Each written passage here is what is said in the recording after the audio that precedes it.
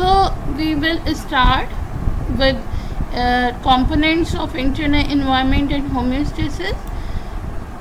Homeostasis means maintenance of internal environment. Internal environment means body condition, body, internal body. So homeostasis is the maintenance of internal environment, and its components and aspects are categorized into three categories. The important aspects of internal environment that must be kept constant are osmoregulation, excretion, and thermoregulation. So let's start with detail of these aspects. Now start with first aspect of homeostasis, that is osmoregulation. The word osmoregulation comes from two words, osmosis and regulation means to maintain. So osmoregulation is the process or regulation of water and salt mineral in body fluid, controlled by the process of diffusion and osmosis. What is mean by diffusion and osmosis? I hope it is clear to you. I here again repeat osmosis. Osmosis is the movement of solvent particles across a semi-permeable membrane from a dilute solution into a concentrated solution, right? From high concentration to the lower concentration. While diffusion is also a movement of particles from an area of high concentration to lower concentration. The overall effect is to equalize concentration through the medium. So what is the difference between osmosis and diffusion is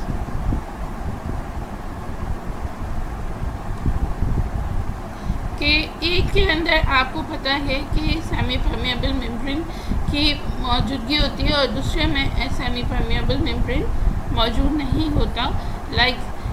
इसी तरह से आप कहें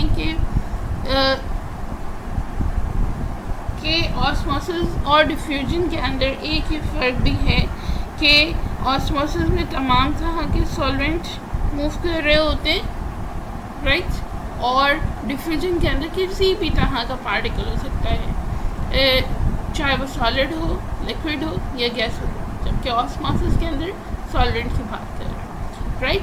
तो ये दोनों process जो है वो ऑस्मोरेगुलेशन के प्रोसेस को, यानी कि वाटर एंड सॉल्ट या मिनरल को बॉडी के अंदर फ्लूइड कंडीशन में बैलेंस रखने का काम ऑस्मोरेगुलेशन करता है. और ऑस्मोरेगुलेशन क्या है? ये कंपोनेंट है होम्योस्टेसिस का. होम्योस्टेसिस इन्हीं कंपोनेंट्स में काम कर रही होती है, ऑस्मोरेगुलेशन, एक्सक्रीशन और थर्मोरेगुलेशन. तो फर्स्ट काम उनका क्या हो गया कि वो बैलेंसिंग में रखती है बॉडी फ्लूइड को. बॉडी फ्लूइड को मींस वाटर मिनरल सॉल्ट जो है उसके अंदर बैलेंस रहे, ना हाई ना लो. बहुत ज़्यादा हाई हो जाएगा तो आपको पता है कि अगर ह्यूमन बीइंग्स की एग्जांपल लें तो उसके अंदर मेंटेन नहीं रह सकता, क्योंकि उसके अंदर आपको क्या होगा कि आपको ब्लड प्रेशर का प्रॉब्लम नज़र आएगा कि ब्लड प्रेशर जो है वो इंक्रीज़ हो रहा है. इसी तरह से आप प्लांट्स की बात ले लें कि ऑस्मोरेगुलेशन वहाँ पर अगर मेंटेन रहता है तो वहाँ पर उनकी बॉडी के अंदर ऑफ कोर्स के ऑस्मोरेगुलेशन मेंटेन होना ज़रूरी है, क्योंकि बॉडी रूट्स के ज़रिए से सॉल्ट या मिनरल्स को जो है वो एब्जॉर्ब करती है वाटर के थ्रू रूट्स के ज़रिए, और फिर पूरी बॉडी के अंदर ट्रैवल कर रहा होता है. तो osmoregulation is necessary to maintain by homeostasis in living organisms. What is its function? Osmoregulation function is to help to maintain water solid concentration in the body, right?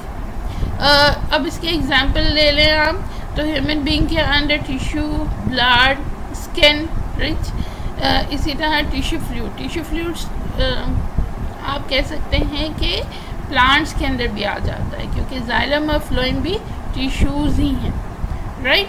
तो osmoregulation is the component of homeostasis which helps to maintain or regulate water and mineral salts in the body, right. Come to this explain next. Thermoregulation.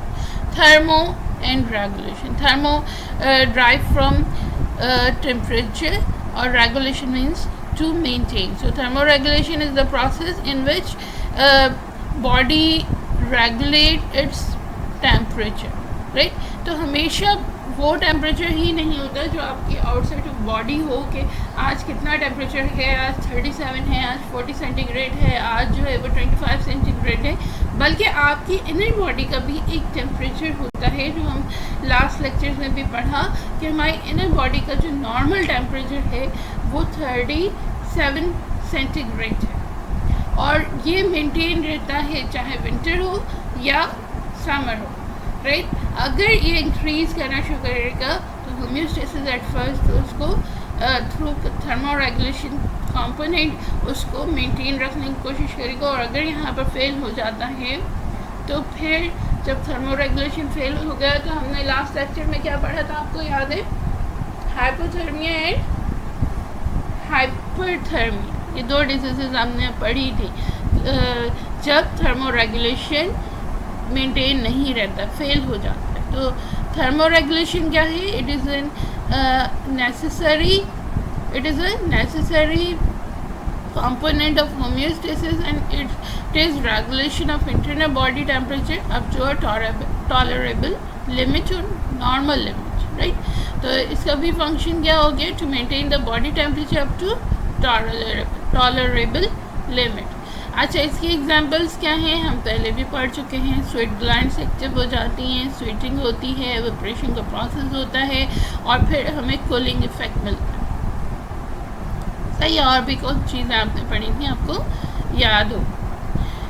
फिर इसी तरह से हमने plants के अंदर हमें अच्छी तरह से मालूम है कि स्टोमैट्स मौजूद होते हैं। स्टोमैट्स क्या करते हैं कि ये अपने गार्ड सेल्स के थ्रू ओपन या क्लोज होते हैं और अपनी बॉडी के अंदर से लॉस करते हैं, कुछ वाटर को एवेपोरेट करते हैं गैसेस फॉर्म में, और इस तरह से बॉडी का टेम्परेचर मेंटेन हो जाता है। So it is second component and aspect of homeostasis।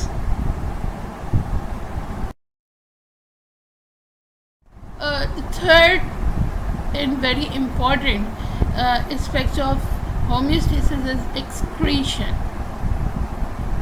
right. What is mean by excretion? Excretion is actually removal of excess substances from the or unwanted or toxic metabolic byproducts।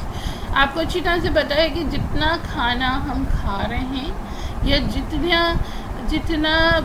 जितना भी खाना कोई animal ले रहा है या कोई plant को दिया जा रहा है वाटर या मिनरल या फर्टिलाइज़र के तौर पे, वो सब का सब उसकी बॉडी के लिए यूज़फुल नहीं होता। उसमें से कुछ ऐसी चीज़ें होती हैं जो डाइजेस्ट होती हैं, नहीं होती, तो उसको रिमूव हो जाना बॉडी के अंदर से ज़रूरी है, और वो बॉडी के अंदर से जब रिमूव हो जाती हैं वो टॉक्सिक सब्सटेंस, तो बॉडी क्लीन और हेल्दी रहती है।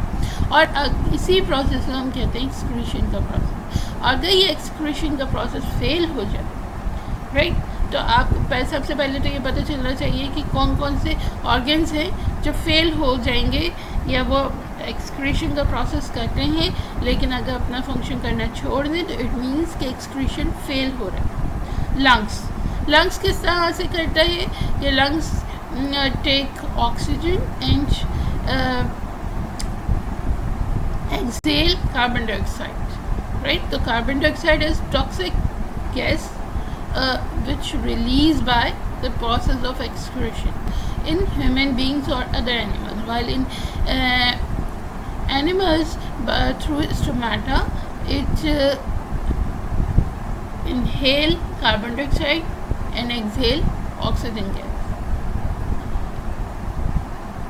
स्किन के साथ से करती है स्वीट ग्लैंड्स के थ्रू, कि वो स्वीट ग्लैंड्स के थ्रू एक तो थर्मोरेगुलेशन को भी मेंटेन रखती है और साथ में कुछ वाटर एंड मिनरल जो स्लाइड हैं, जो एक्सेसेस है, उसको भी बाहर निकाल देती है. Lenticels pores on bark or stem of plants.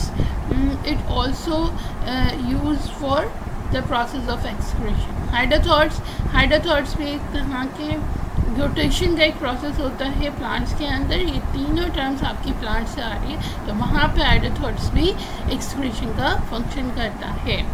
Right, तो एक्सक्रीशन इज थर्ड एस्पेक्ट और फाइनल एस्पेक्ट ऑफ और component of homeostasis.